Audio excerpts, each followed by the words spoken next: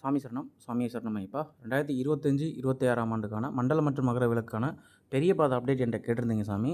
பெரிய பாதையில் cleaning work நடந்துகிட்ருக்கு. 17ஆம் தேதி, நவம்பர் 17ஆம் தேதிக்கு அப்புறம் எப்போனாலும் திறக்கப்படலாம்.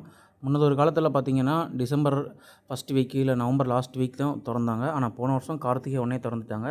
இந்த வருஷம் கார்த்திகை 1 எதிர்பார்க்கலாம், இல்லை கார்த்திகை 5க்குள்ளே எப்போனாலும் திறக்கலாம். அதுக்கான ஆயத்த வேலைகள் நடந்துகிட்ருக்கு.